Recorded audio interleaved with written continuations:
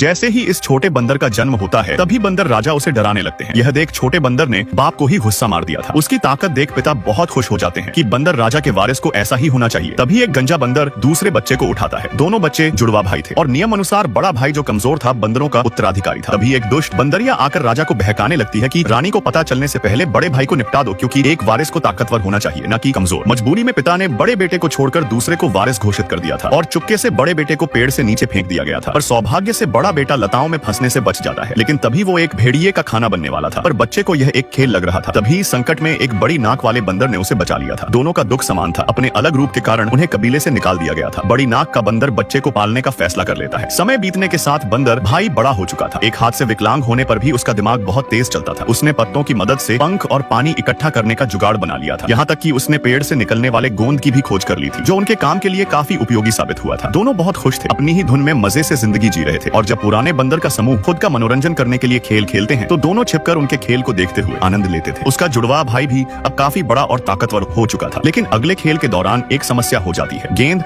उछलकर बड़े नाक के सामने आ गई थी, इसीलिए बड़ी नाक का बंदर गेंद से मोहित हो जाता है, जिस कारण वो उछलकर जब गेंद को पकड़ने गया तो गलती से गेंद छोटी सी गुफा में चली जाती है। यह देख बंदरों का झुंड बड़ी नाक वाले को पीटना शुरू कर देते हैं। तभी बंदर भाई गोंद की मदद से गेंद को बाहर निकाल देता है। यह कारनामा देख सारे बंदर हैरान थे कि उसने गेंद कैसे निकली। तभी दूसरे बंदर भाई को लगा कि वो समूह के बीच चर्चा का केंद्र बन रहा है, इसलिए वो कमजोर बंदर को डाली समेत ही उठा लेता है और बताता है कि भले ही यह खेल का मैदान है पर मैं इस इलाके का मालिक हूँ। उसी समय गंजे बंदर कुछ नोटिस किया कि दोनों बंदरों के पैरों की उंगलियां एक जैसी थी। यह देख गंजा बंदर और दुष्ट बंदरिया समझ चुके थे कि यह वही बीमार बंदर है जिसको उन्होंने फेंक दिया था। तभी उसके भाई ने उसे एक तरफ फेंक दिया था क्योंकि वो खेल जारी रखना चाहता था, पर गेंद उसके हाथ से ही चिपक जाती है क्योंकि उस पर गोंद लगा था। उसे उतारने के लिए बंदरों का पूरा समूह मदद के लिए आगे आता है और कई चक्कर काटने के बाद एक बंदर गेंद के साथ उछलकर सीधा ऊपर आ जाता है और गेंद उसके हाथों से छूटकर सरदार के सिर पर गिर जाती है। और जब गंजा बंदर जोर से गेंद को खींचता है तो उसने सरदार को ही गंजा कर दिया था। उसी समय चुड़ैल बंदरिया राजा के छोटे बेटे को बताती है कि उन्हें बड़े बेटे को रास्ते से हटाना होगा वरना सिंहासन उसको दे दिया जाएगा। इसलिए वो एक जाल बुनते हैं। बंदर भाई को सरदार के पास लाया जाता है। सबने यही सोचा था कि सरदार उसे उसकी हरकतों के लिए